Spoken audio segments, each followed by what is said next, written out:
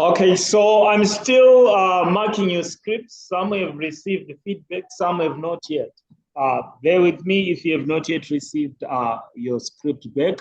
Audit and assurance, it's a hassle because I have to go through every word, every detail. So it tends to take long to complete the scripts, but I will do feedback, give feedback by the end of the week. I'm sure I'll be done. So just be waiting.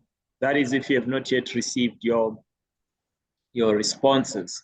Now let's continue from where we left. In our last session, we were looking at substantive testing, which is one of the key issues that we have to do justice to before we can get into the exam. So in our last session, we did give it an introduction. We defined the substantive test being a test made at a session level, where we said an assertion is a claim that the management is making. When the management hands over the financial statements to us, the managers are claiming that everything has been recorded in its right period. Everything has been completely recorded. We have not omitted anything. Everything that we've recorded indeed occurred. Everything, the value is what we've recorded.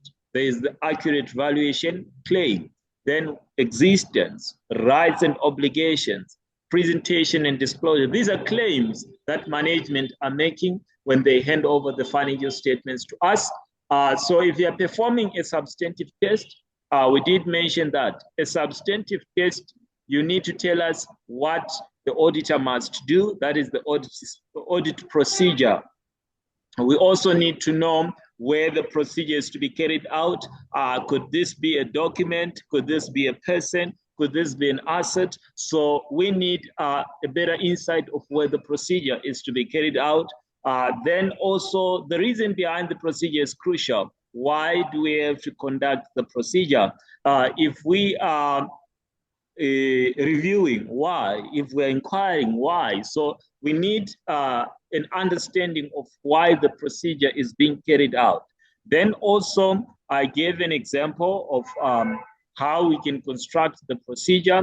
So I said for a procedure, we have a hint in the question. So figure out from the question, what could be the hint? What is it that could be wrong? So it's not just going to be a generalized procedure where you just give your procedure from nowhere, but it has to be related to what is given in the case. There must be something that they've mentioned in the case that can be a hint for you. There must be something in the case which can assist you to pick what could go wrong. So it's your duty to pick from the case, what is it that I can use to support my procedure? What is it that I can use to back up my procedure? So if someone is to ask you why, you should be able to answer that question. Why have you said this is a risk? You should be able to answer that question. Like in our example, we did mention that the company had acquired land and buildings for the first time. And the risk was that the depreciation of land and building has not been properly accounted for. Someone can say why. You can give the justification that because this is the first year the company is owning its land and buildings, they have been used to leasing out the land and buildings. So they may not be aware that land is not depreciated. They might have depreciated the whole amount. So there must be something that you can use as your justification from the point you have raised. So I want us to first of all, for today's session, let's start with substantive test for specific areas. So I gave you the introduction on substantive test. So we look at the substantive test for specific areas, then we get to look at maybe just how the questions are asked in the real exam. So we'll open one question from the CBE practice platform, then we get to see how the questions get to be asked. So substantive test on specific areas. That's the topic for today. Substantive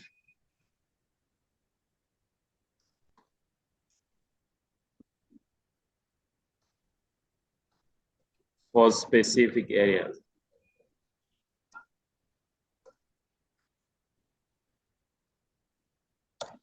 So the substantive test for specific areas.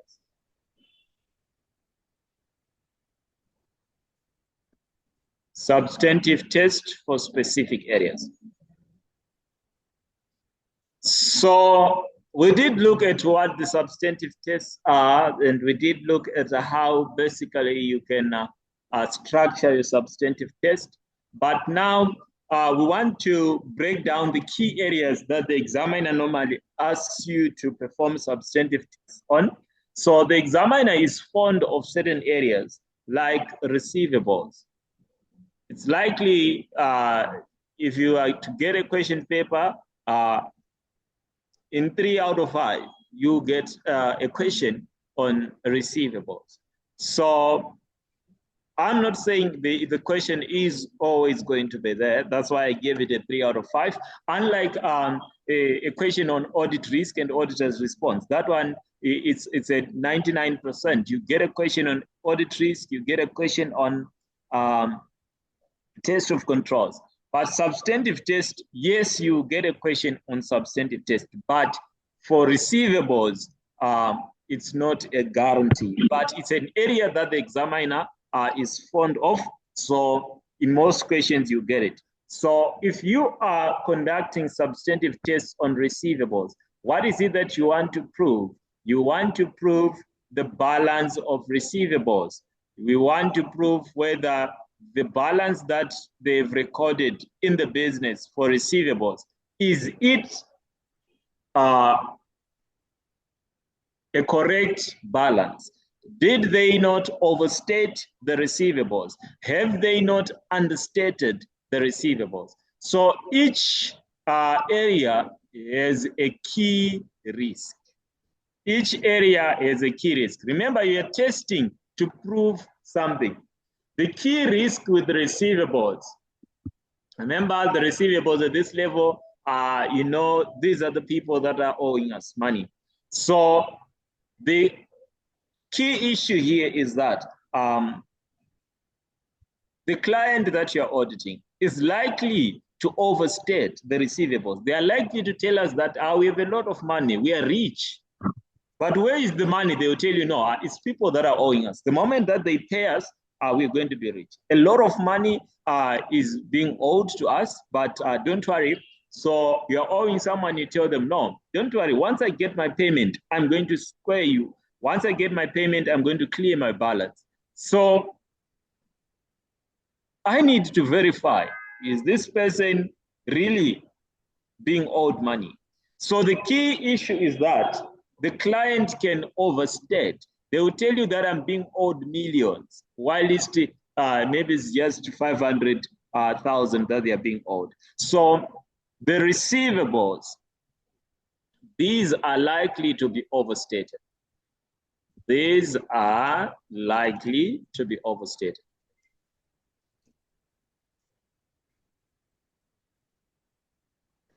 These are likely to be overstated. So if they are likely to be overstated, which substantive test is common for receivables? So receivables are prone to issues of valuation. So the key test to be conducted on receivables, the main test, so receivables are likely to be overstated. The common test on receivables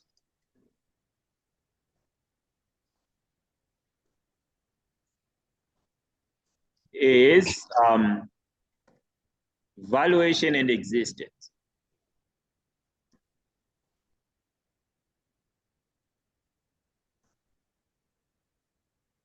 So for receivables, you're likely going to get a case where the client has included receivables that are not even there. You are being told that this person is owing me, and once they pay me, I'm going to pay you. Well, there isn't any person owing the business. So that's a case of existence. Then we're likely also to have, yes, the person does have people that are owing them. but the client does have people that are owing them, but they overstate the balance. They tell you, I'm being owed millions, so I'm being owed millions, so don't worry about your payment. It's just a small drop in an ocean. You can't worry about your 5,000 when I'm going to get 20 million next month. So the issue is the company has receivables, but they've just been overstated.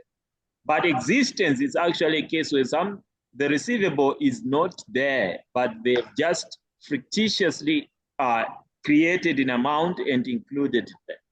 So now for receivables, I would want to start with testing.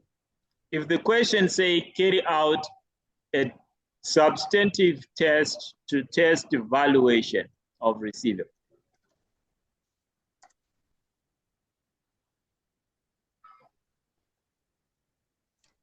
The valuation is the same with accuracy. You can test, they can say the accuracy or valuation of receivables. So how do we prove that these receivables have not been overstated? The receivables are the actual value or accurate value of receivables has been included. So these are some of the tests we can do to prove the value of receivables.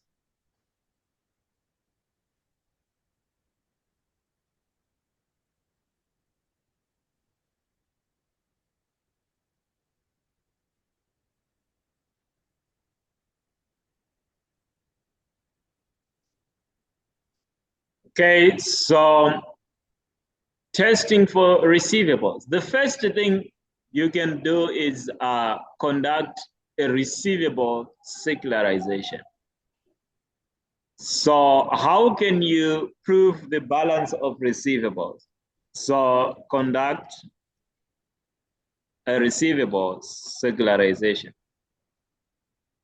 This will depend on the question. How you're going to structure the answer, it has to be case specific. So I'm just going to say it in general. So your answer should be talking about conducting a receivable secularization.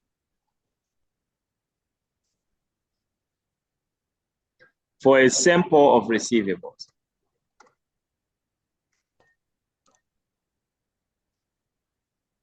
But I've came across questions where they will say that the receivables secularization cannot be conducted.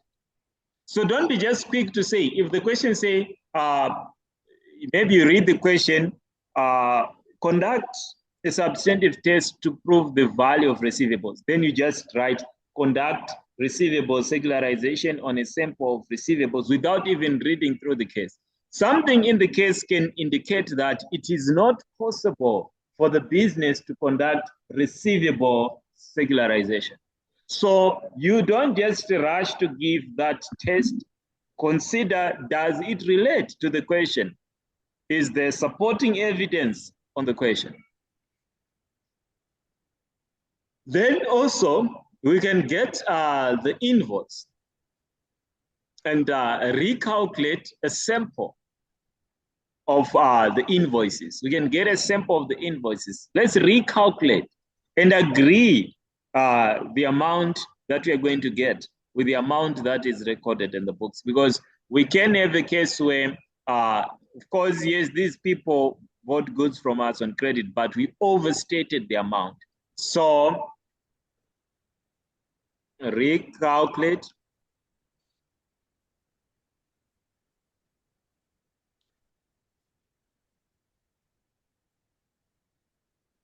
the recalculate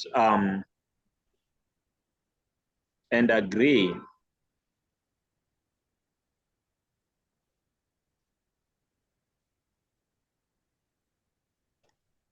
the total of a sample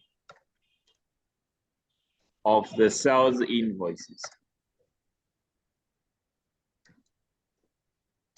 So you can get a sample of the invoices you send to the customers. agree the amount on those invoices to the amount that's recorded in the books.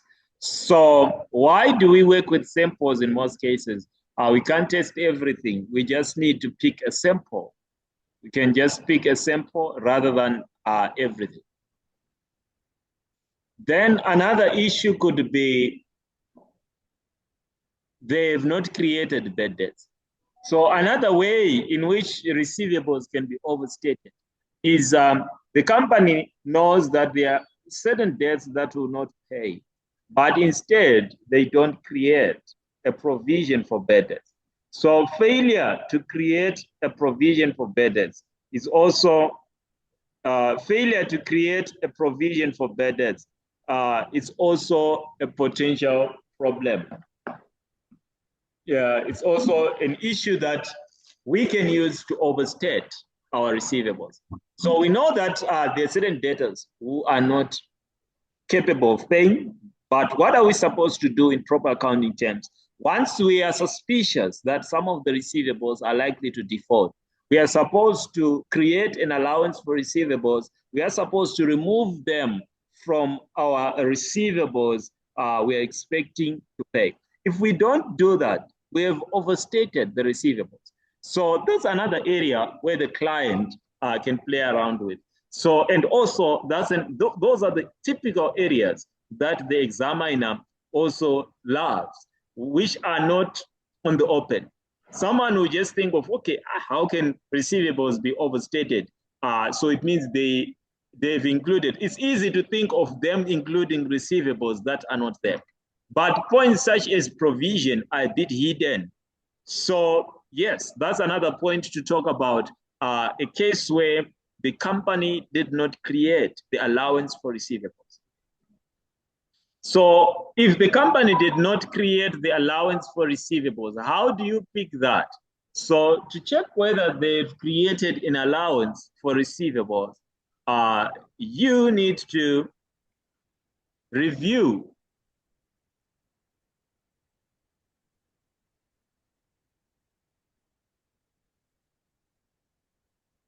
So on the allowance for receivables, we can actually come up with 3 or 4, we can come up with 3 or 4 tests there. So the first one we can say, select a sample of receivables. Select a sample of receivables and review whether they are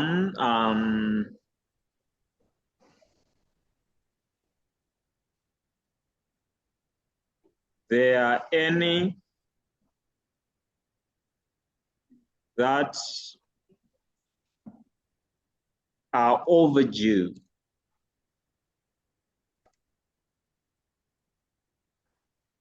Select a sample of receivables and review if there are any that are overdue.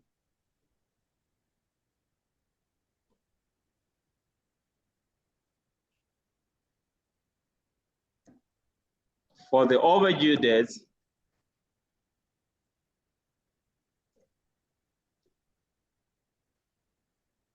discuss with the management.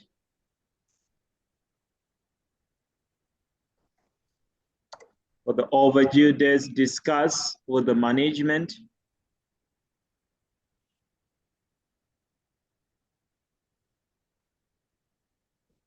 How the provision has been created.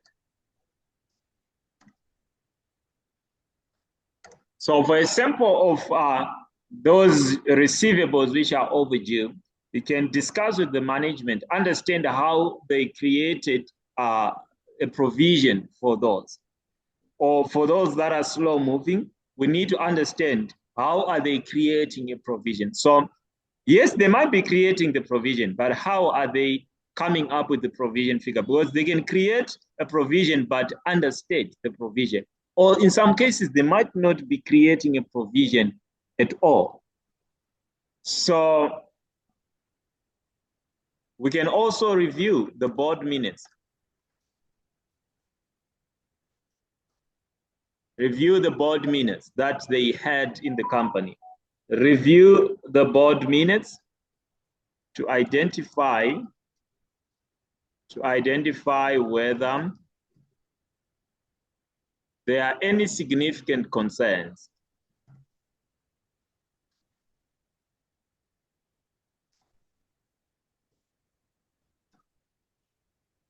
So as they were discussing on the board, were there any significant concerns relating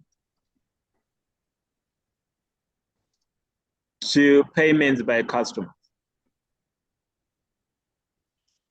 Why do we need to review the board? This can give us a hint that they've not created a provision, but they discussed about this in the board, that this person might not pay or these customers may not pay. So once we have the view that some of the customers may fail to pay, we need to create a provision. But is this going to be on the open? Some of it, we have to dig it like from the board minutes. That's why we can pick. No, they should have created a provision, but they did not.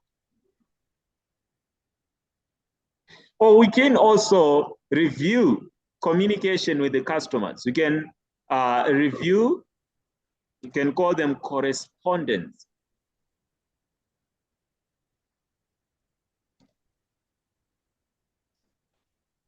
With the customers. You can review correspondence with the customers to identify any balances, which are in dispute. So you can get a case where the company is in dispute with its client. The client is saying, no, I should not pay this one. And the company is saying, no, you should pay. So identify those balances which are in dispute and unlikely to be paid.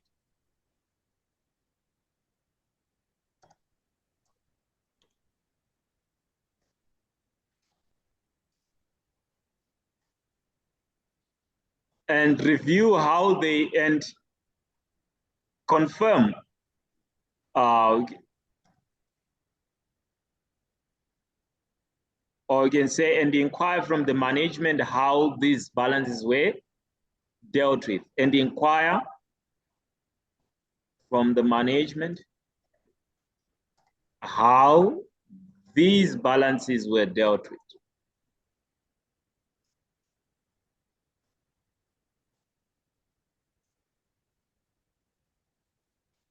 So we can, first of all, identify if there are any balances that were, any disputed balances. Let's hear from them. How did they deal with these disputed balances?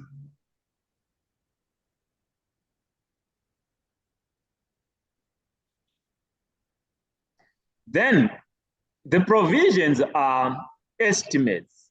They are estimates, and always when we are estimating, it's a tricky scenario because an estimate can be disputed, but disputing my estimate doesn't mean my estimate is wrong because it's an estimate. The fact that it is an estimate, it is subject to debate. So where there are estimates, you may also need to get a written representation from the management. The management must also write the basis in which they used to come up with the estimates. So we can talk about issues such as obtain a written representation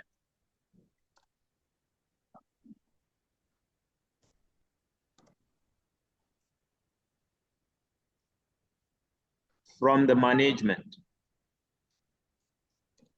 Obtain a written representation from the management. Obtain a written representation from the management, confirming that the assumptions used are reasonable and adequate. The assumptions used in coming up with the allowance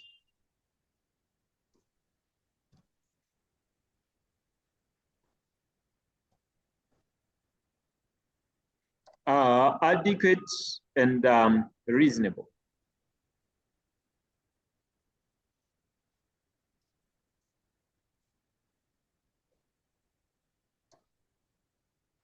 They're reasonable and adequate.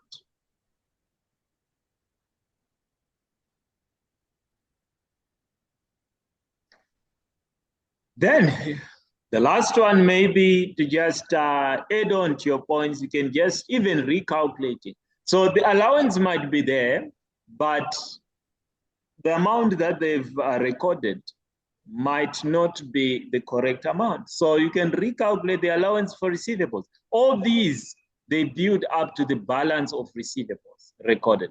So we can actually recalculate the allowance for receivables that they have calculated.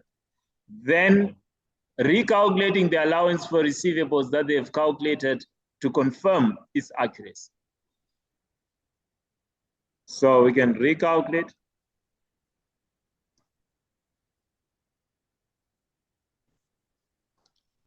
the allowance for receivables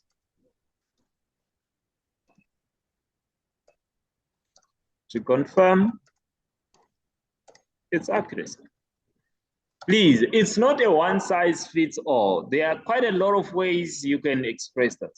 It's through practice that you get to know some of the terms you can use. But the issue behind is we have a balance for receivables. How can we prove they have not overstated the balance?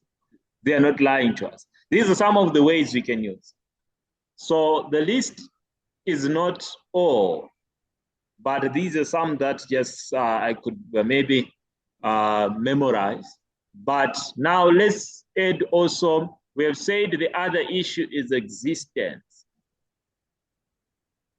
So existence, this one doesn't have as many procedures as valuation, but existence, there is a danger that we might include receivables that are not even existing. How do we prove that these receivables are existing?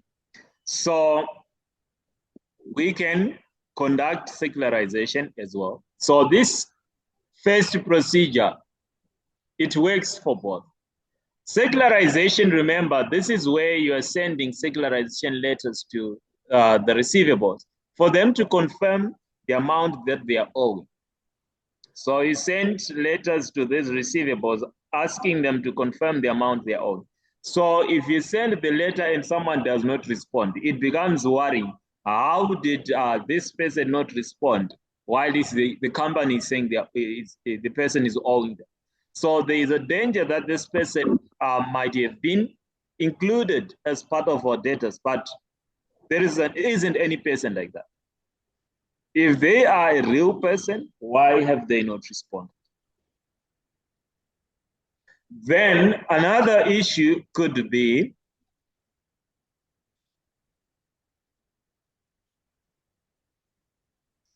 we can get a sample of the year-end receivables. We can get a sample of the year-end receivables, and we trace back to see, do we have any document showing that these people bought from the company? Because it doesn't just start from them being receivables. We should have evidence that if this person is a receivable, there should be an invoice that was sent to this person. There should be goods dispatch note for this person. There should be a sales order from this person. So we are conducting what we can call a backward test. For existence, you can conduct a backward test. You get an amount from the financial statement. You trace it back from where it started. Do you have an invoice? Do we have a goods dispatch note? Do we have a sales order showing that this person did place an order? So we call it audit trail.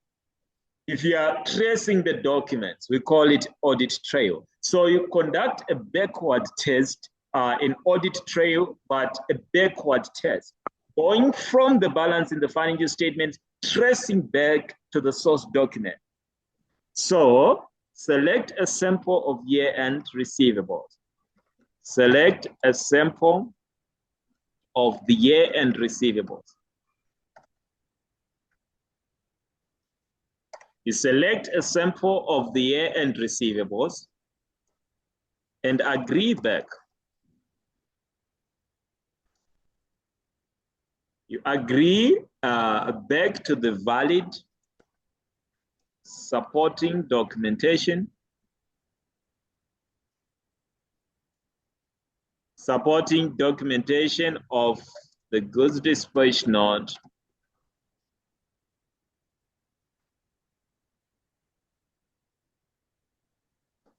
and sales order.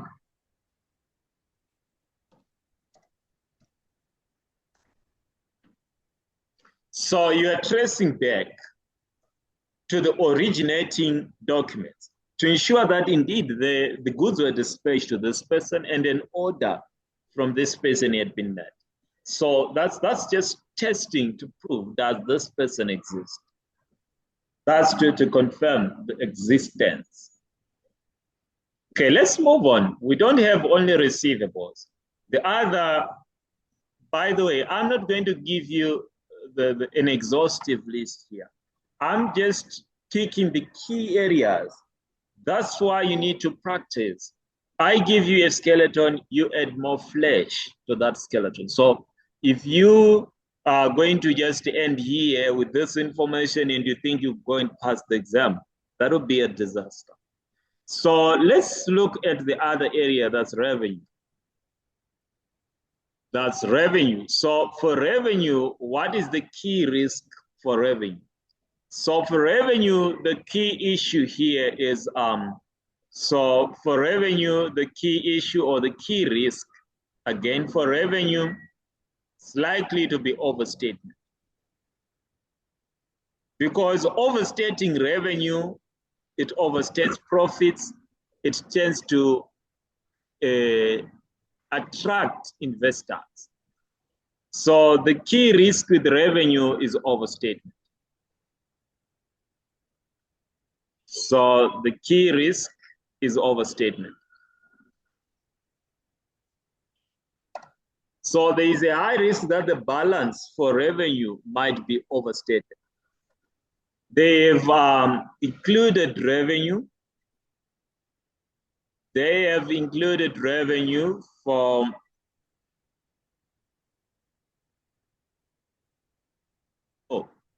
so they have included revenue for a period which is not the current period. Remember, IFRS 16, IFRS 15 revenue. We recognize revenue for that period after the obligations have been met. So there's always a danger of early recognition of revenue. So revenue might be recognized before the right period, before the actual time when revenue is supposed to be recognized. That is the danger with revenue.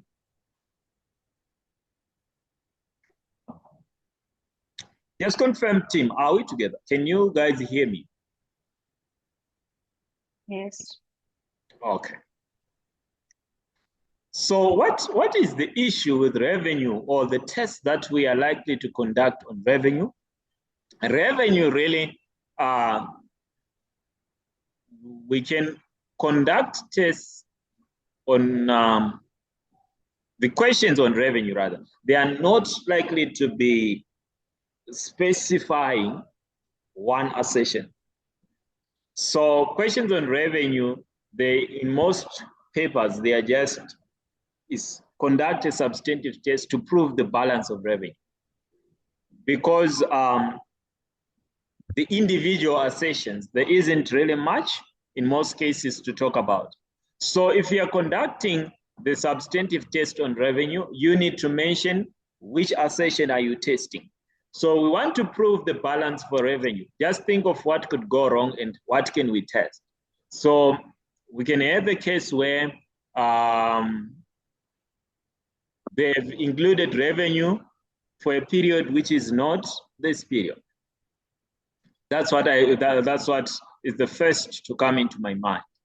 So where we have a case where, let me say we are acting as an agent and we include the revenue that does not belong to us. If we are acting as an agent, what belongs to us is the commission. So we don't include all the sales, but we just include the commission as part of our revenue. So how do we prove that the revenue is accurate? How do we conclude that they have included revenue which belongs to us? So we can say,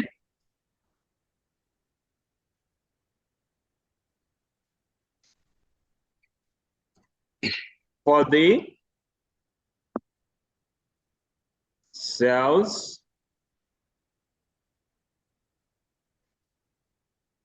in which the company was acting as an agent. But you don't just come up with this if the question didn't mention the company being acting as an agent. For the sales in which the company was acting as an agent,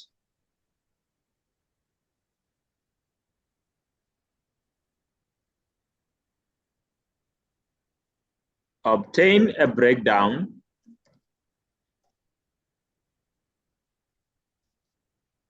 of the amount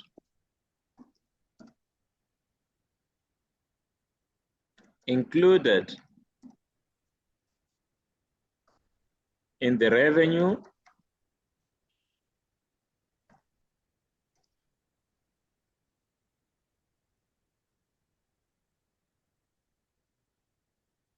to confirm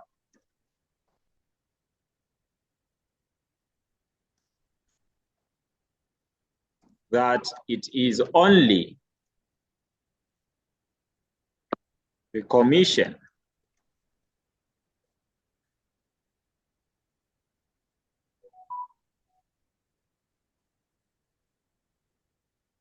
So the idea is we want to ensure accuracy. So we are getting a breakdown of what they've included in the revenue figure to ensure accuracy. But in this case, I said to confirm it's only commission. So if we've only included the commission, then that's accurate. So another thing we can also talk about, if there are discounts, we can recalculate the discount. Recalculate the discount to ensure accuracy. There's a danger that we might give the discounts, but these may not be factored into our revenue. We'll just include the revenue inclusive of the amounts maybe that the customers, or we might fail to account for the discount. The customers will be given discount, but we account for it as if no discount was given. So we can recalculate and agree that. Then also, what else we can talk about? We can also have the sales being overstated. How?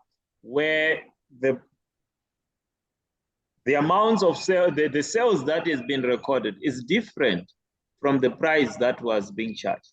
So the company was selling at a certain price, but in their record, they entered something different. So how do you prove that the price that they were selling at is the same one that they've recorded? So you can say, for a sample of sales invoices,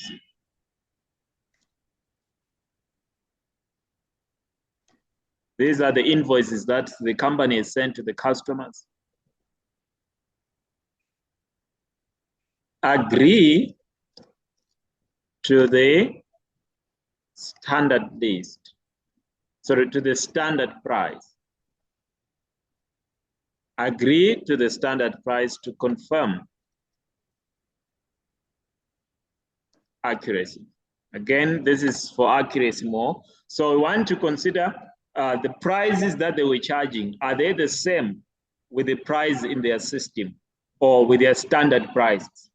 So they may be charging prices which are not the same with those that are entered in the system. So the figures entered in the system and the prices that they are charging might be different. So you're just trying to figure out where could there be an error, where could there be an error. We can also have a cutoff issue where they've included last year's sales in this year's sales. So especially the transactions that take place at the end of the year. So transactions, let's say if someone is to buy goods, let's think of economies where they operate almost 24 hours. So in those countries, if a transaction is to take place 31 December in the evening, because they will be under pressure to close the accounts, they might just say, it's okay, let's record it tomorrow. So the moment they say, let's record it tomorrow, it means it's now falling into the next financial year. So there's a danger that the transactions taking place at the end of the year and at the start of the year, they might have cut-off issues. So the sales for last year may be included in this year's revenue. So we can take a sample of the last goods dispatch note.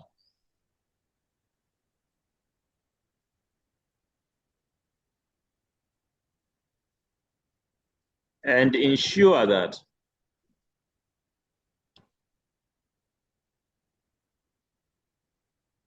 this was recorded in the correct accounting period. So the goods that were the last to be dispatched in the company confirm that these were recorded in the right period for last year.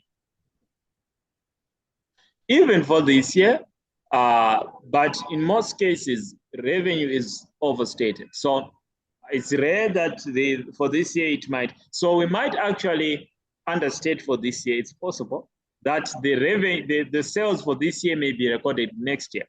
So it can be in both ways.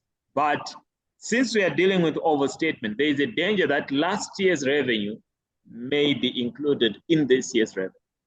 So you can get the last goods dispatch note and confirm that the sales pertaining to those goods were recorded last year, not this year.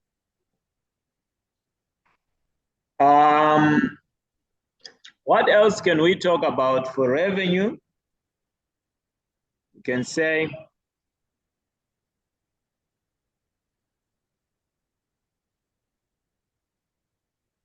we can have a case where there are credit notes. Remember, credit notes, these are for sales returns.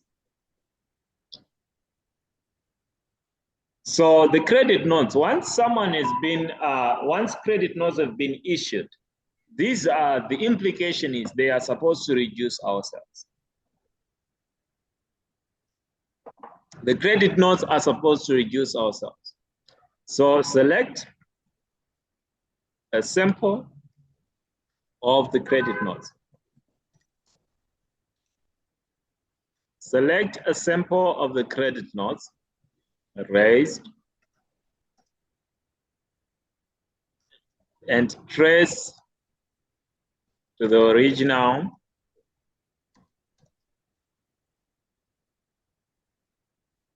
invoice and ensure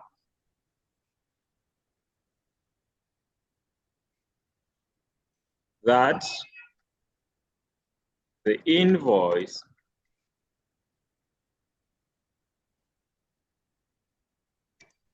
is correctly removed from sales.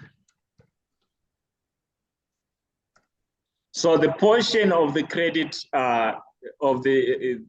relating to the credit note is removed from the sales. So the amount of goods that have been returned.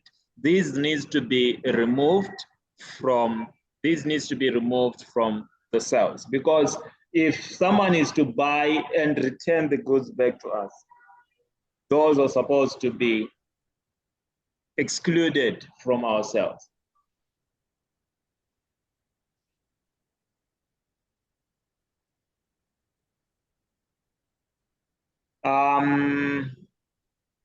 Just thinking, what else can we talk about? We can also conduct an analytical procedure, just comparing the current year revenue with the revenue for the previous period. So we can say compare. We can compare the overall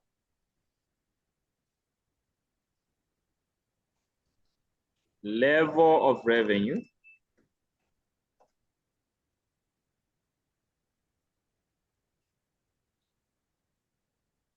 against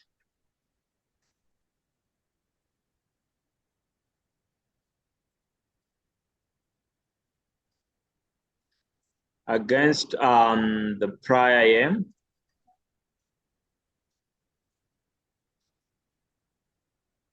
against the prior year and budget. So you can compare the revenue against the prior year and budget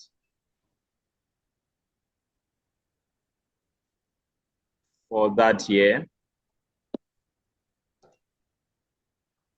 and investigate any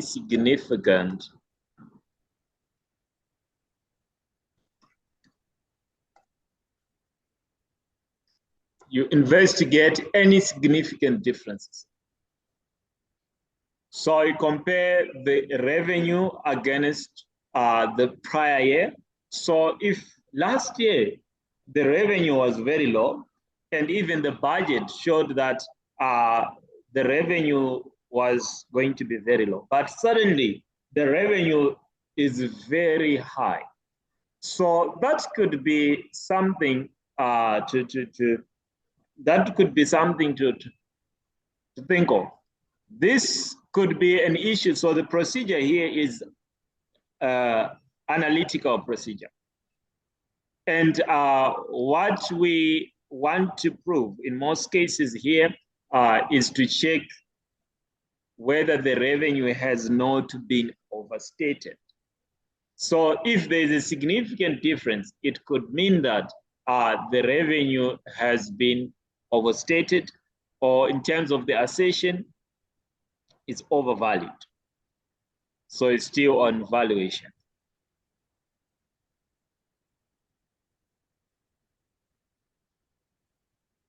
I think let's move on to the next. I think I've highlighted some that I think are key, but like I said, the list depends also on the question.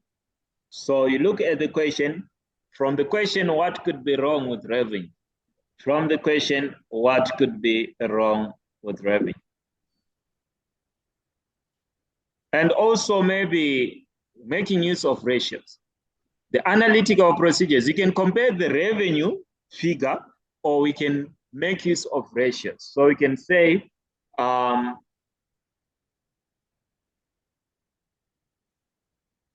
think we can say calculate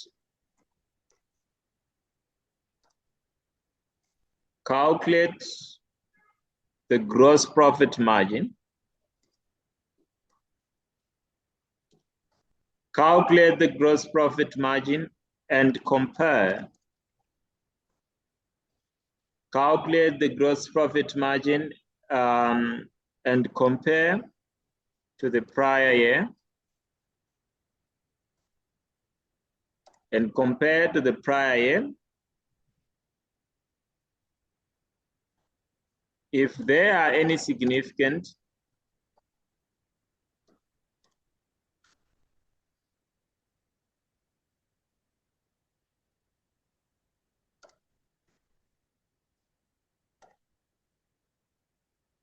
or can say, and discuss with the management if there are any significant differences.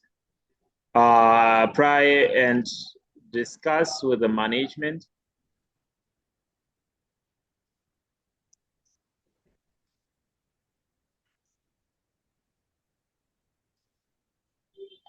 the cause if there are any significant differences. So I think for revenue, let's end here and move to the next area where the examiner may ask, besides revenue, the examiner can also ask inventory. So inventory. So for inventory, it can start with the procedures. So inventory, it can start from the procedures that are supposed to be carried out. I think we did talk about that when we were looking at controls. Let me just check that. Let me verify that.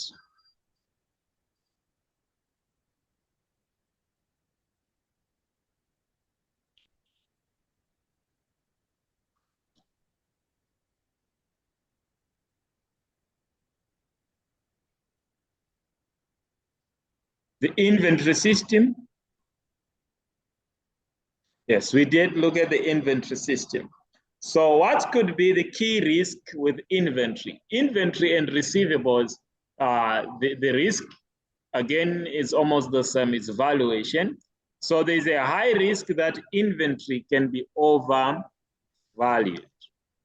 So remember, the standard says, it's not like in all cases the risk is overvaluation.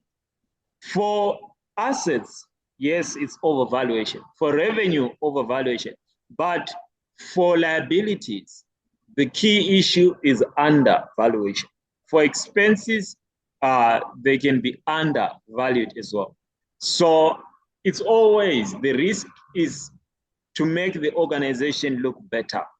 So for inventory, there's a risk that the organization can overvalue it because it's an asset. The organization wants to portray the picture that they have a lot of assets. So the standard says inventory should be valued at the law of cost and net realizable value. But surprisingly, we can value inventory on other bases. Besides valuation, inventory also can be affected by rights and obligations. So where we include inventory that is not ours. But the key issue here, again, is valuation. So procedures that we can carry out for inventory. I will start with the procedures for valuation, then I'll just add one more, or I'll just add a few for the other assertions. So for valuation, you want to prove that this inventory has been valued properly. What do you need? If, let's think of us being the ones that are producing these goods. If we're the ones that are producing the goods, we need to know, how did you value work in progress? If we are the ones manufacturing the goods, what are the bases that we used to say, okay, this is the value of work in progress? So we can say,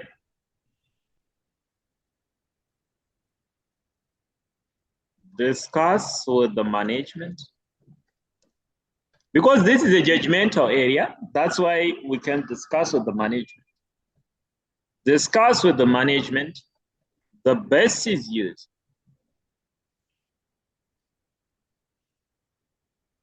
to ascertain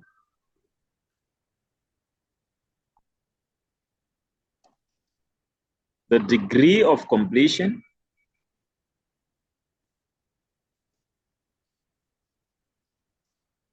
for the work in progress.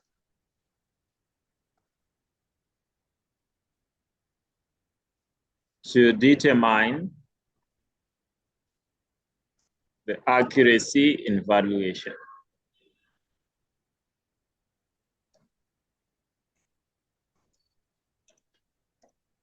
So we can discuss with the management why we want to understand the basis used. How did they come up to a certain percentage of completion? How did they pick a certain percentage of completion? What basis did they use?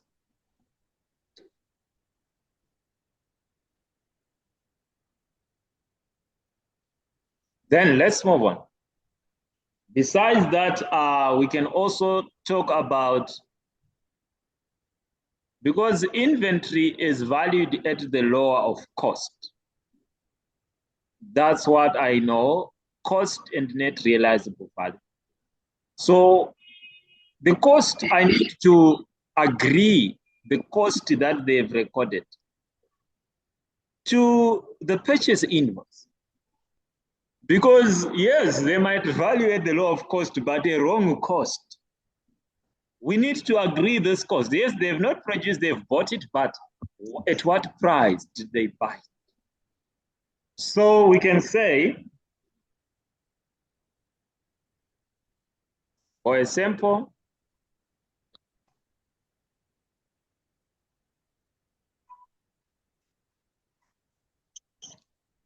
of year-end inventory,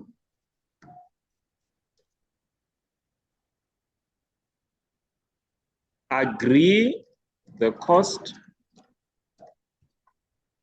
agree the cost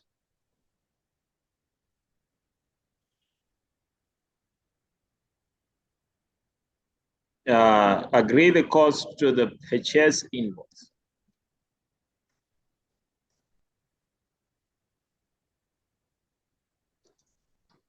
Agree the cost to the purchase invoice in order to confirm accuracy. So you are agreeing the amount of the cost to what is on the purchase invoice. We are agreeing the cost to what is on the purchase invoice. Let's move on. Another issue we can also be faced with is the issue of net realizable value. Is the law of cost and net realizable value. So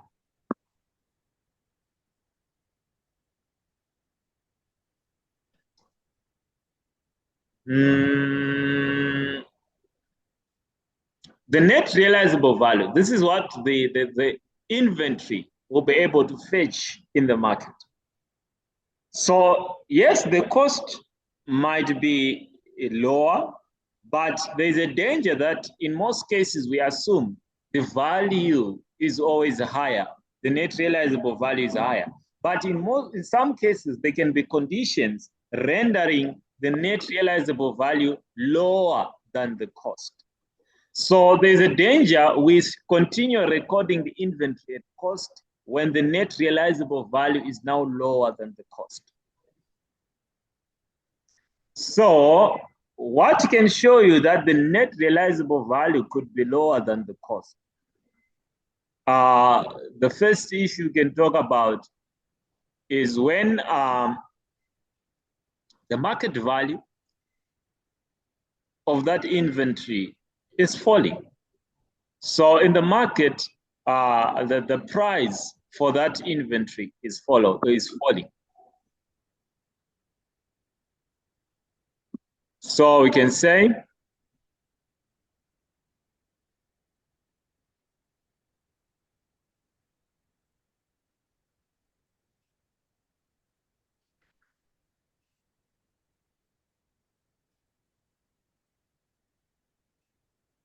for a recalculate, or we can say, sorry, agree the net realizable value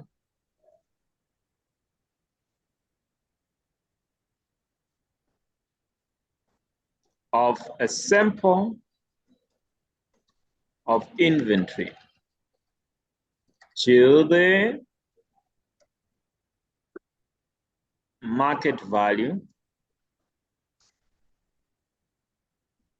less cost to sell. So you can compare the net realizable value to the current market value of that inventory.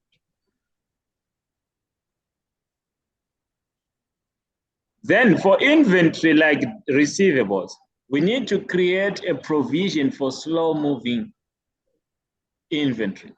If the goods are now moving slowly, it means the rate at which these goods are being bought is falling. So we need to create a provision for slow moving goods. So we can say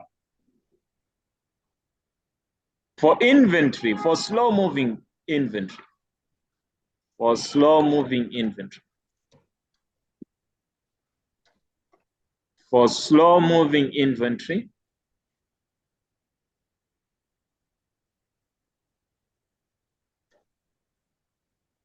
discuss with the management. Why am I including the management? There is an estimate.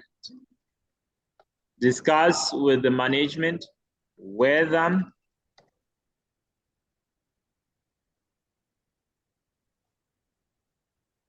a provision has been created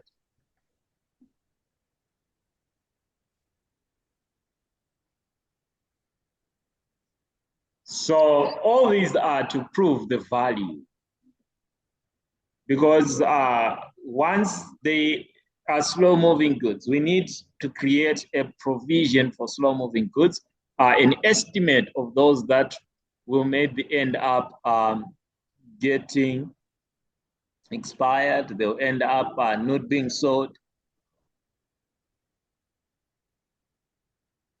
Then also, during the inventory count, patinoenda kunoita inventory count, we might identify, during that inventory count, we might identify damaged inventory. So what do we need to do? We might need to conduct a follow-up procedure. You can say follow-up on the damaged inventory.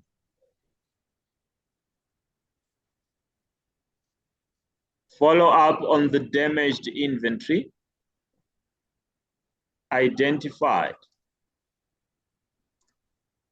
during inventory count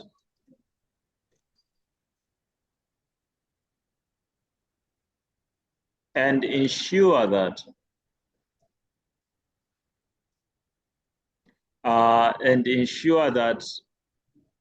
the inventory records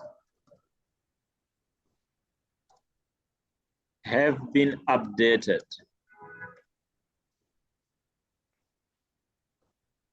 correctly,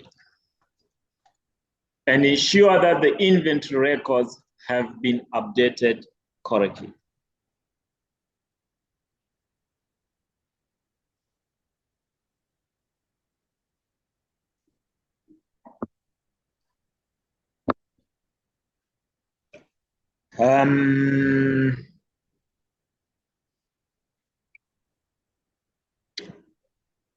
Just thinking what else we can prove with inventory.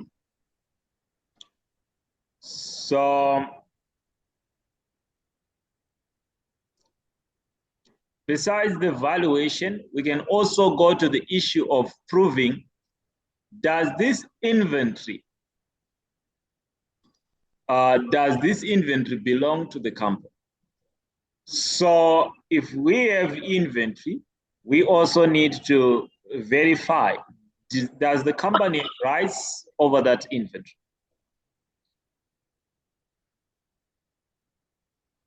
So we can review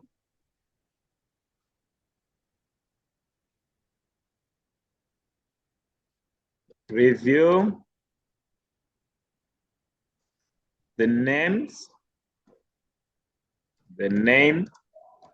on the purchase invoice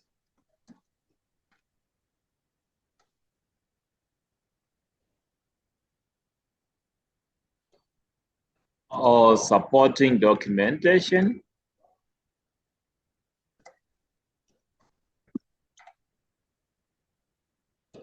to confirm that the inventory belongs to the company.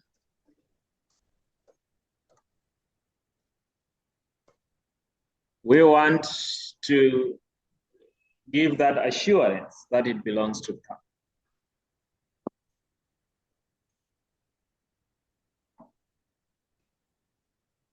That's confirming rights over the inventory.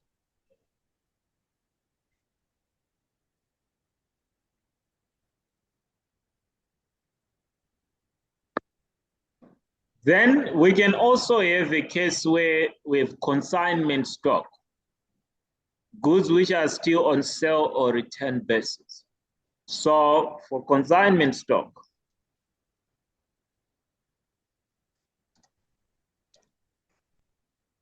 review the agreement. For consignment stock, you need to review the agreement to confirm when risks and rewards are transferred to the company. If it's on consignment, the inventory is not ours before the risk and rewards have been transferred. We can claim it's ours after the risk and rewards have been transferred. Okay, that's inventory. Now let's move to the other area. Besides inventory, we can also have another area. Is that a question? No. Let's proceed. So besides inventory, the other area is what we mentioned last. I think I gave an example using this one, the PPE, property, plant, and equipment. That's another area also to take note of. So we have property, plant, and equipment.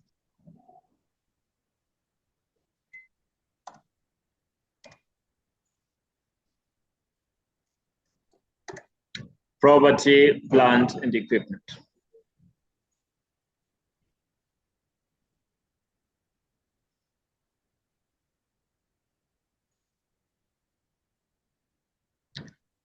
So property, plant, and equipment.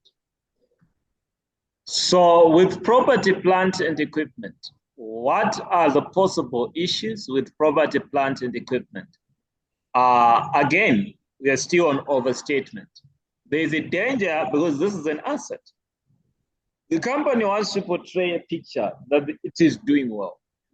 So it would overstate the assets. It would want to create the picture that the company is the best. So there is a high danger of overstatement of the assets.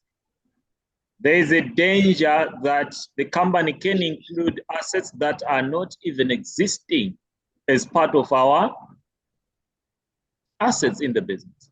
So we still have the same risk of overstatement here.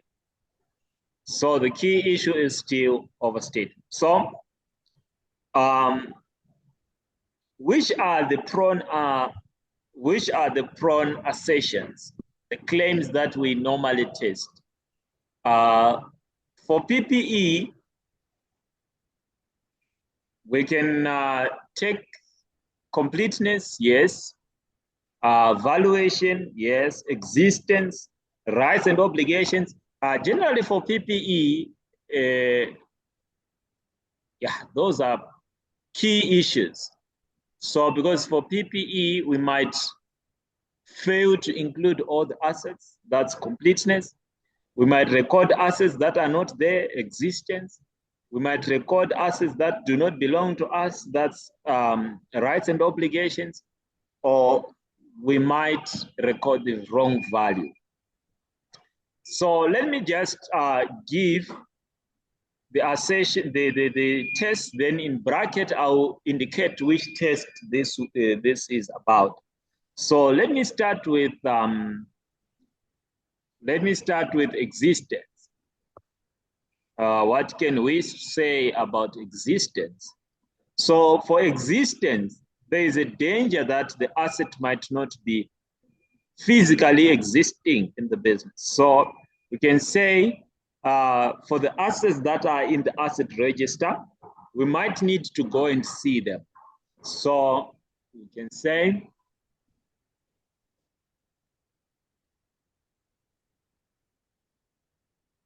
select a sample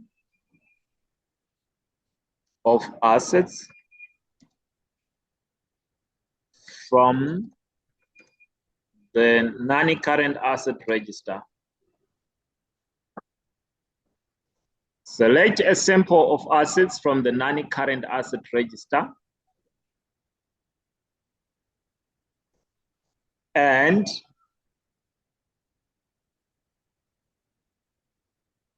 perform a walk-through test.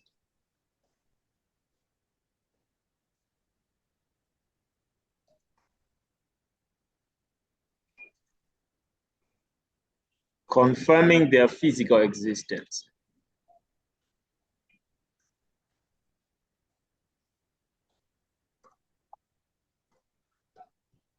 Let's go and see these assets. Oh, you have quite a lot of assets. Can we have a look at this car that you are that you bought last year or that you bought last month? So you are physically going to see the asset. You are going to physically see the asset.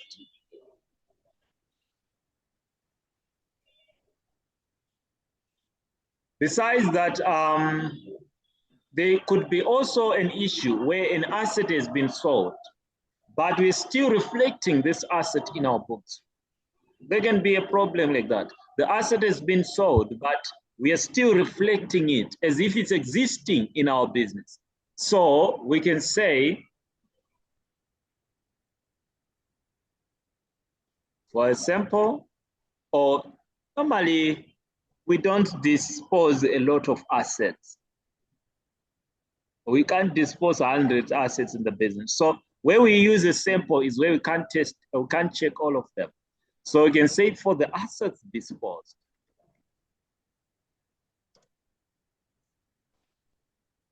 For all the assets disposed,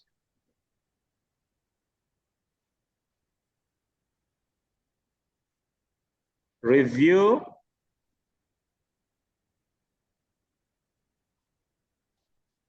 the asset register to confirm if they were removed. To confirm if they were removed as they no longer exist. Confirm if they were removed as they no longer exist. So since they no longer exist in the business, they are supposed to be removed. Since they no longer exist, they are supposed to be removed.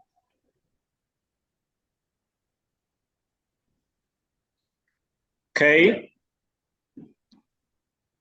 So this is to confirm existence. The first one was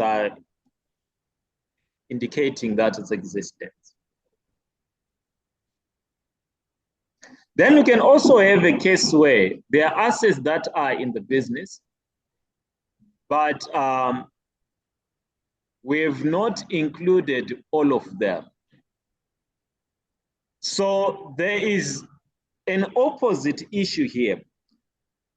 If you start from an amount recorded in the books and you trace back to whether, or let's look at it. If you look at an asset in the non-current asset register, then you trace to see whether it's existing. That's called existence test. But if you start from the asset itself to check whether it's recorded in the books, you start with the asset, you see the asset, and you try to verify whether they have been included.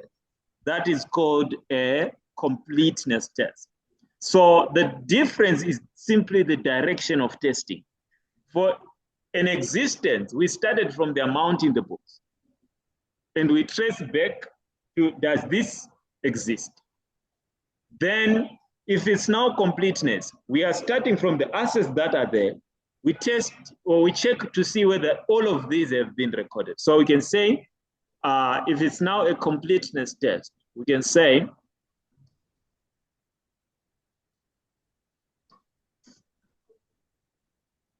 for a sample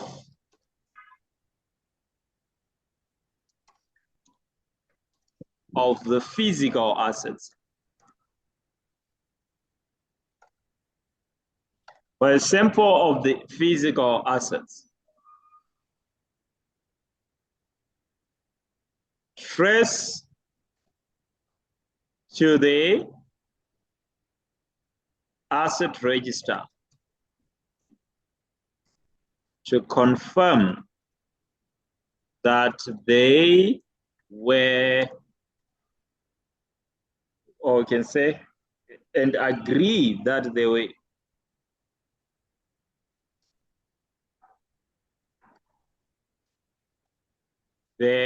were included in order to confirm completeness.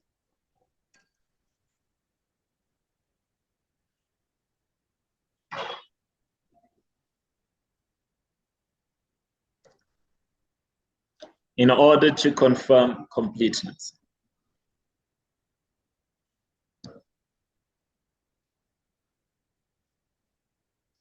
In order to confirm completeness.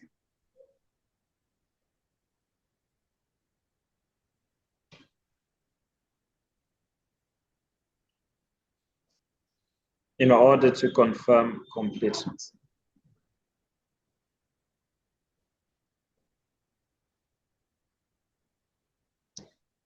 Then, what else?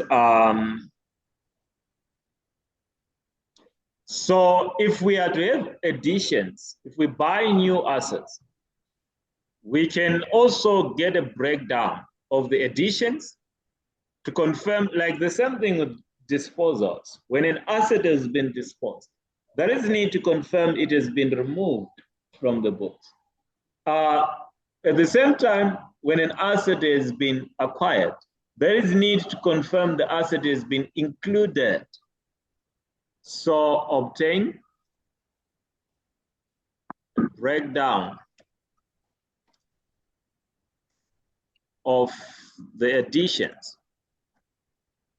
Obtain a breakdown of the additions, cast the list, and agree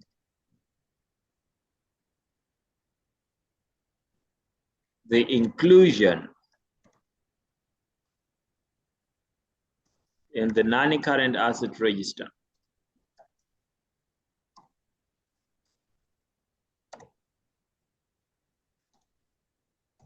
To confirm completeness.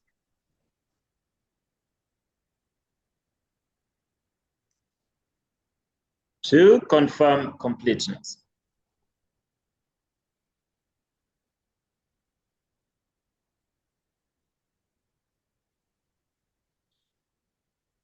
To confirm completeness.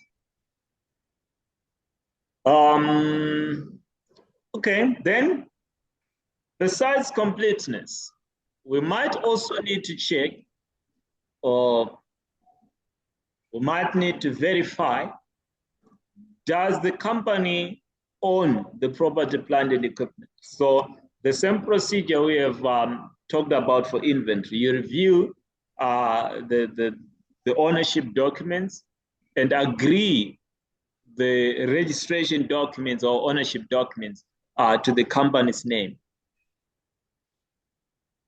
Then the other issue that can now valuation. Valuation, I think it is a number of issues we can talk about. So for valuation, we start with the cost because the standard says that we initially record the PPE at cost. So this one, I think the valuation in most cases is the one that carries weight. Because remember, we want to prove that it is the right amount. That's why valuation takes the bulk of the points, because the essence or the aim is to show that the amount is the right value.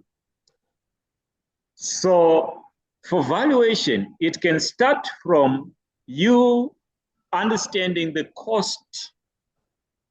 So if it's valuation, it can start from the cost that we have included, because the standard says we initially recorded cost. So I would want to understand, did they record the right cost? So I would want to understand, is the cost the right cost? So select a sample of the additions. Select a sample of the additions and agree cost to the supplier invoice to confirm valuation.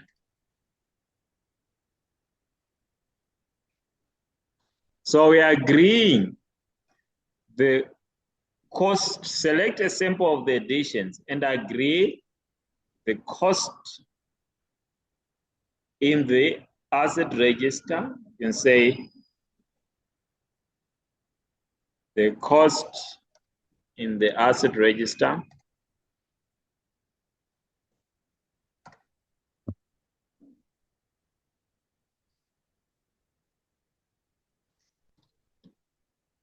to the supplier's invoice.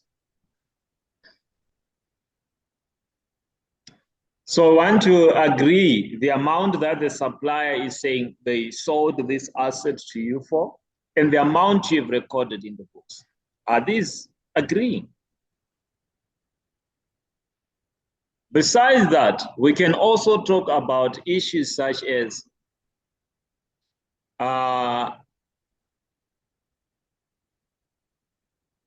when we add these assets, some of the assets, if you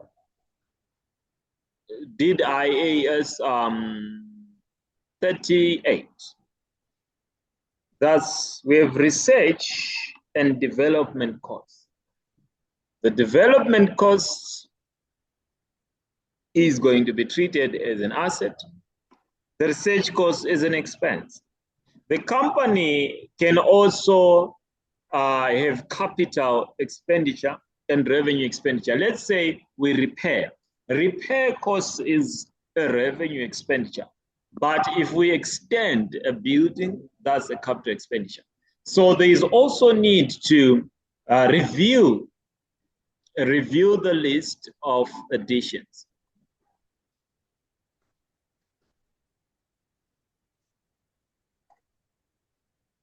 Review the list of additions and confirm that they relate to capital expenditure.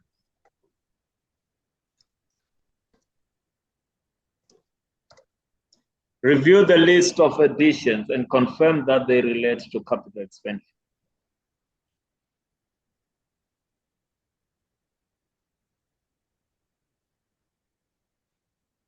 Review the list of additions and confirm that they relate to capital expenditure. Because there are some additions that may not qualify to be part of capital expenditure. Some of them may be revenue in nature. So we might say they relate to capital expenditure rather than revenue expenditure.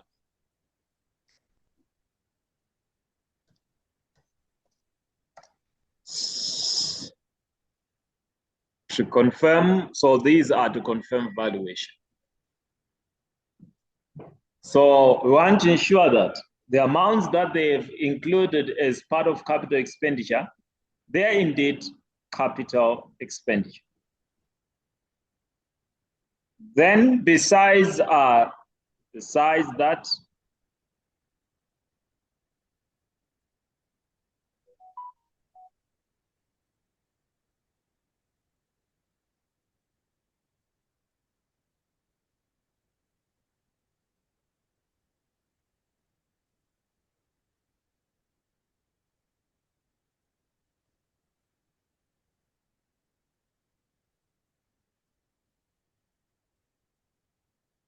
let's move on.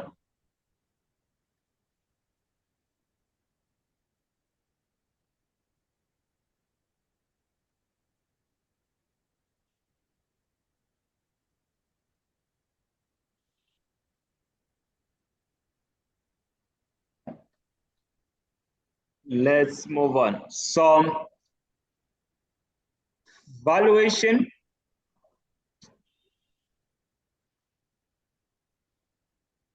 So after valuation, still on valuation, what else can we talk about?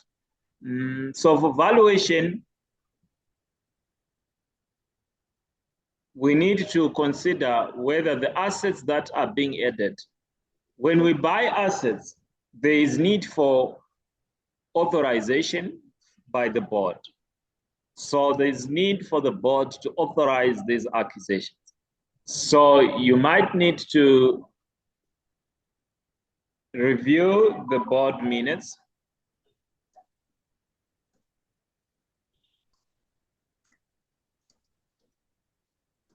Review the board minutes to ensure that all additions were authorized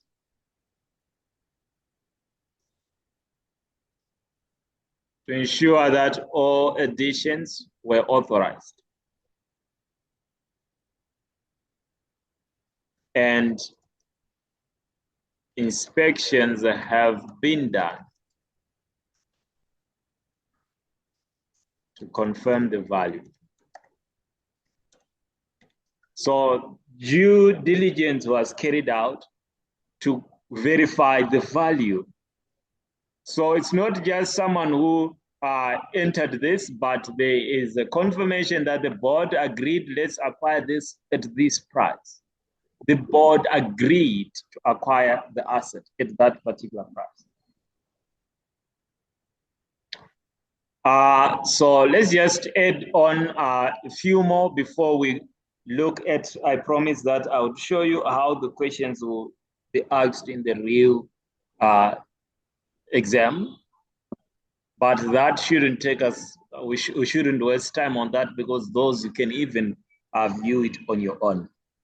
So if the assets have been recorded, the other issue is after we've recorded the assets, they have to be depreciated. So the next thing is to depreciate the asset. So there could be a danger that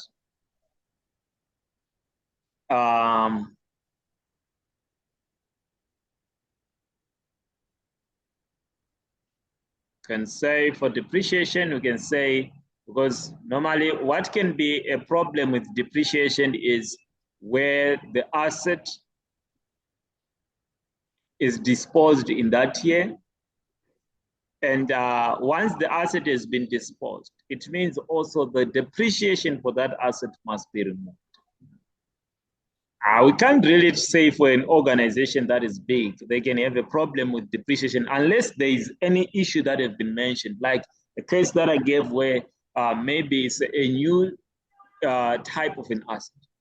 But otherwise, just saying there could be a problem with calculating depreciation is just too lame, but we can say removing the depreciation of the asset disposed. So they might dispose of the asset, but they may not write off the depreciation of that asset which has been disposed.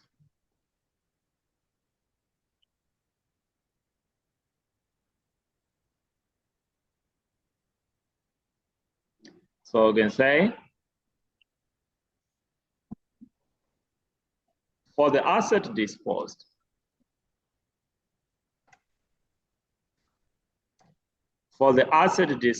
verify that the correct cost and depreciation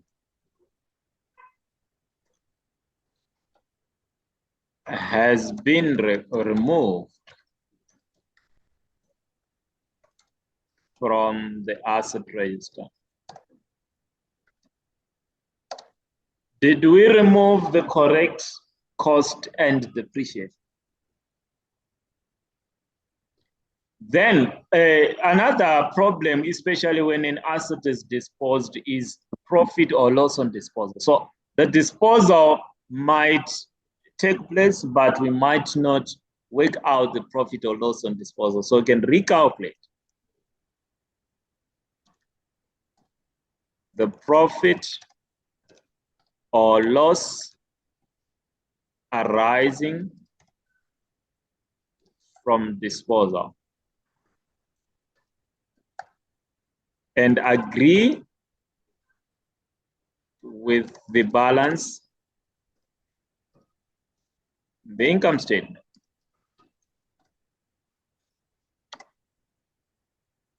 Then we might hire someone for revaluation. Maybe we are using the revaluation model. We might hire someone to revalue the assets.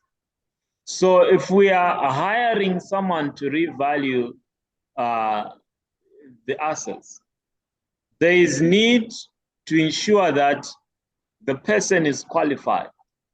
So if the person is revaluing the assets, there is need to see the qualifications of the person. Because if they are not someone who is qualified to revalue the assets, they might give us a wrong report. So we can say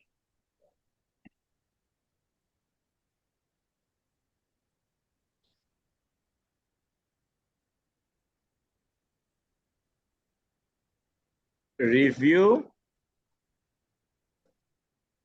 the valuer's qualifications and confirm that they are qualified enough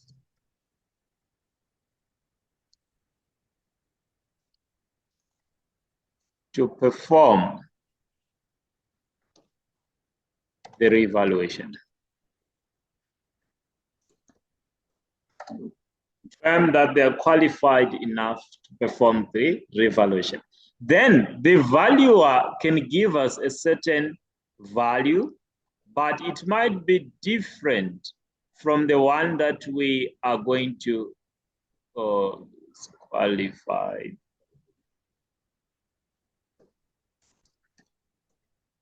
They can give us a certain value, but it might be different from the one that we are going to record. So the value can give us a certain value, but in our books, we might end up reporting something different. So we need to agree the amount which has been reported to the valuer's report. We need to agree the amount reported to the valuer's report.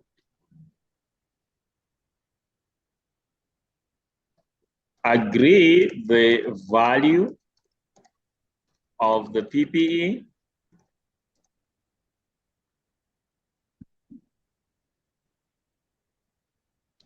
to in the books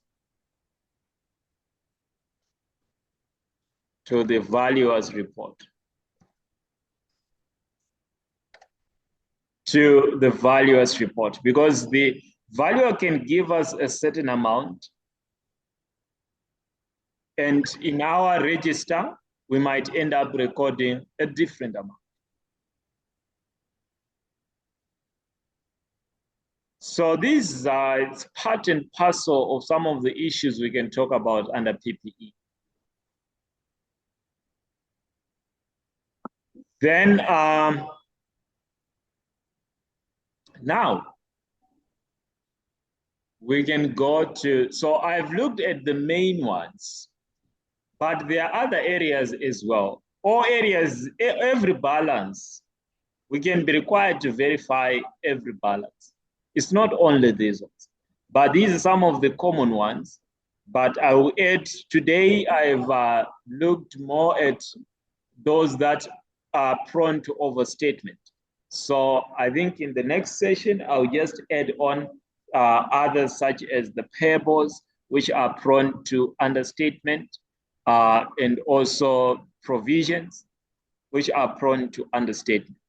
Then for the other ones, you can also go through in your revision, because after that, after substantive test, we are now getting to completion and review. So completion and review, this is where we'll get to talk about the audit report. So we might introduce that in the coming session.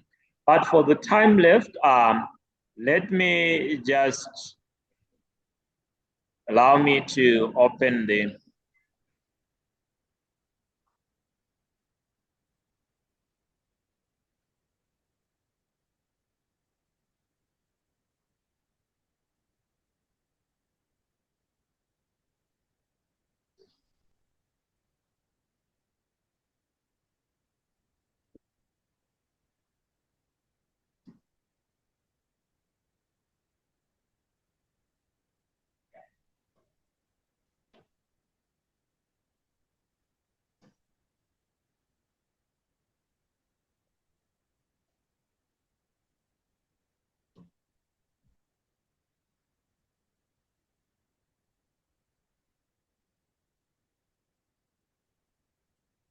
please, hopefully you're making use of this practice platform.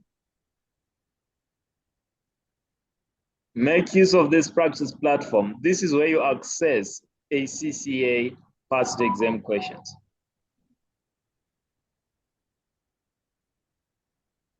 Don't cry fall after the exam date. So as you get closer to the exam dates, please also time yourself. Now, yes, you might just do it for the sake of understanding the concepts. It's even allowable to even repeat some of the questions you have done as you get closer to the exam under exam conditions. So you can set time for yourself and try to complete in the 3 hours, 15 minutes.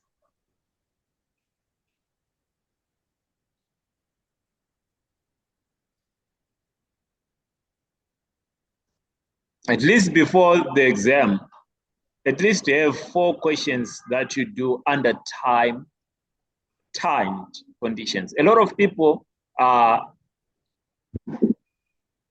after the exam, they complain of failing to finish,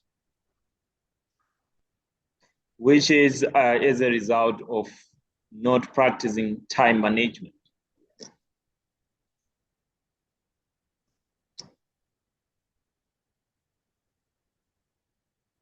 So today our issues are not this. Yes. So describe substantive procedures the auditor should perform to get sufficient and should perform to obtain sufficient and appropriate audit evidence in relation to revenue. You see, so revenue, there are 5 marks. It means you just need to give us 5 procedures. But should I start saying, should I just start talking about any procedures? No. You read the question so that that can give you a glimpse or a hint of what you are required to do. And even if it's a general procedure, for maybe in the question you have just managed to pick two, but the question wants five. If it's a general, you twist the general procedure so that it suits the question. How do you twist the general procedure?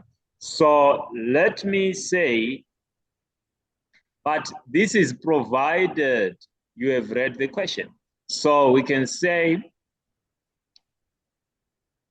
for revenue, let's take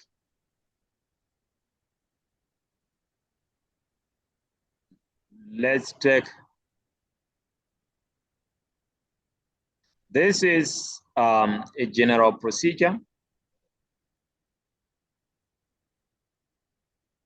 So you do this provided you've gone through the case and you have exhausted what you think is case specific. So, oh, unfortunately, it can't paste there. Let me try again.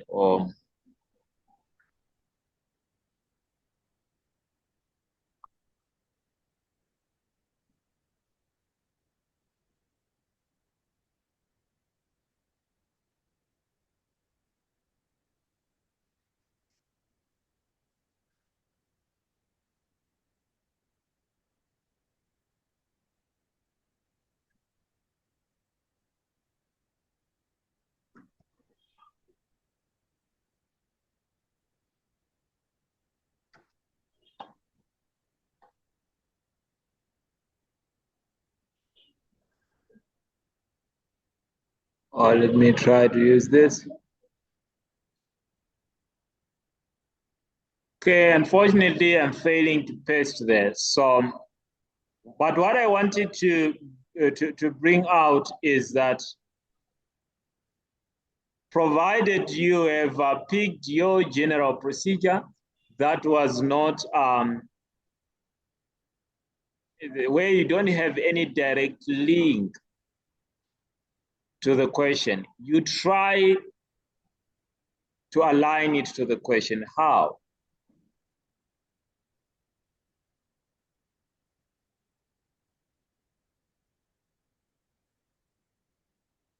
So it is refuted. So by making use of these terms, such as by making use of the names in the case. So make use of Knight Electronics, make use of, yeah, that's the client. So instead of just talking about agreeing the sales to the standard price, you can say for a sample of Knight Electronics sales. So you are now applying the name of the client to your point, not just it's the general point, but you're trying to pick something from the case to throw it to your point so that at least there is a link to the case. Okay, let's look at, in a question, there will be more than, so for substantive tests, unlike audit risk, where you get one question on audit risk, substantive tests are normally embedded in some of the questions. You don't get it as a question in isolation, but it will be part of, it's normally part C of another big question. Again, another one, describe substantive tests which should be undertaken. This one is to test the payroll. So this one is a procedure to confirm the payroll amount, which has 4 marks. So again, confirming what I've said, that the ones I gave you are the key, but not all of them. Any amount can be tested, but they are the main ones.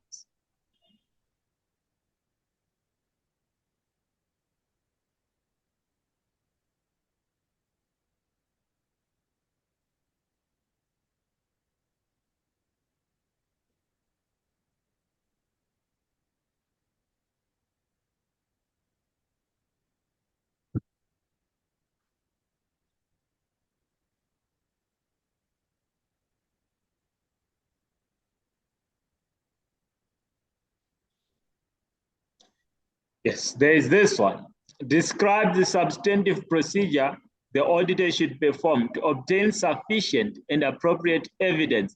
This one, it is stated existence and valuation of trade receivables. So it's not just about trade receivables. The question is specified the assertions, existence and valuation of trade receivables. And we have done trade receivables. So this is how the questions will be. For revenue, it was general. This one is specified which assertion. And the number of marks indicates the number of the test that you need to give. If there is 6 marks, we need 6 points. Each test or each procedure has 1 mark. So check if there's still any more. This is A.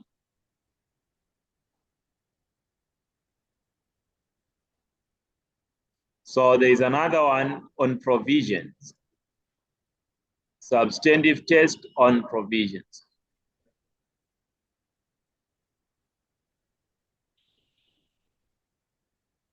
And substantive test on bank loan. So how do you master these? You master these through practice. And this is the end, the last page, 10 out of 10. So you master this through practice. And that's not a secret. So for today, let's end here. I don't know if there are any questions.